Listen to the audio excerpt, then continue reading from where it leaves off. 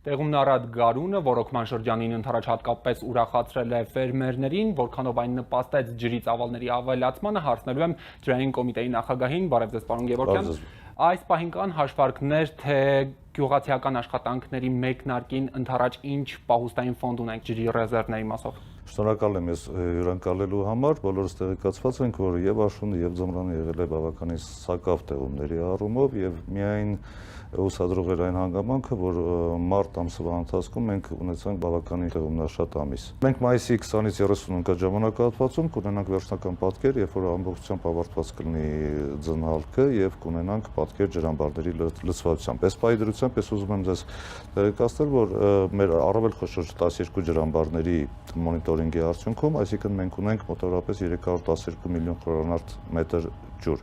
որը որ անցած տարվա համեմատ, այսինքն -45 միլիոն խորանարդ է կազմում, սակայն պետք չէ հուսահատվել, որտեղ ըստ էության ինքը հալքը նոր է սկսում, մենք սահերում ունենք բավականին շատ ջուն։ Կազմակերպչական ինչ աշխատանքներ են տարվում կոմիտեում։ Ջրառ փակbaşնետիրական ընկերության կողմից գարնան նախապատրաստական աշխատանքների շրջանակներում իրականացվել է մոտ 356 կիլոմետր երկարությամբ մայր ջրանցների մաքրման եւ նորոգման աշխատանքների։ Ջրօգտագործողների կողմից շուրջ մոտավորապես 3627 կիլոմետր մաքրման աշխատանքներ են իրականացվել, ինչը մոտավորապես կազմում է ջրառի պարագայում 80-ից 90%, իսկ ջրօգտագործողների կողմից իրականացված աշխատանքների 40%-ը ջրառ ընկերությունը եւ թե ջրօգտագործողների միությունը ջրառի սեզոնին պատրաստ կլինեն ջուրը գյուղացիներին մատակարարելու։ Ինչ աշխատանքներ տարվեցին ջրի ծավալները կառավարելու, արդյունավետ կառավարելու համար։ Նայեք, ես պետք է ասեմ, որ ռոռոկման համակարգը ըստ էության մեր կառավարության ուշադրության կենտրոնում է։ Մենք անցած տարի ունեցել ենք 715 հատ սկադա համակարգերով համալրում եւ այս տարին եւս ունենք նախատեսած 744 ջրաչափ սարքավորումների տեղադրում, ինչը հնարավորություն կտա իրականացնել, այսինքն ռոռոկման, այսինքն ջրի համակարգի արդյունավետ կառավարում։ Անցած տարի մենք ունեցել ենք ռոռոկման համակարգերի արտոնացում ծրագրի շրջանակներում նախատեսված 37.2 կիլոմետր երկարությամբ ինքնահոս համակարգեր ամբողջությամբ կառուցվել են։ 4 մայր ջրանցների վթարային հատվածների վերականգնում բաղադրիչով նախատեսված 14.8 կիլոմետր երկարությամբ վթարային հատվածներն ամբողջությամբ վերականգնվել են։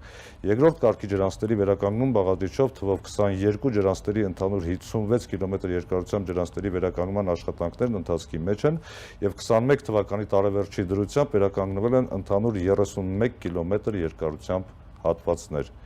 Ներտնտեսային ռոռոկման ջրանցների վերականգնման կամ կառուցում բաղադրիչով 105 համայնքներում 258.7 կիլոմետր ներտնտեսային ռոռոկման ցանցից վերականգնվել է ընդամենը 220 կիլոմետրը։ Ծրագրի շրջանակներում առաջացած խնայողությունների հաշվին նախատեսվում է իրականացնել լրացուցիչ շինարարական աշխատանքներ։ Նաև ջրամբարաշինության մասին, եթե անդրադարձանենք, սրանք որքանով կփոխեն պատկերը։ Պատկերը բավականին լավ կլինի, ես ուզում եմ նաև ձեզ տեղեկացնել, որ վարչապետի որոշմամբ ստեղծվել է ջրամբարաշինության աշխատանքային խումբ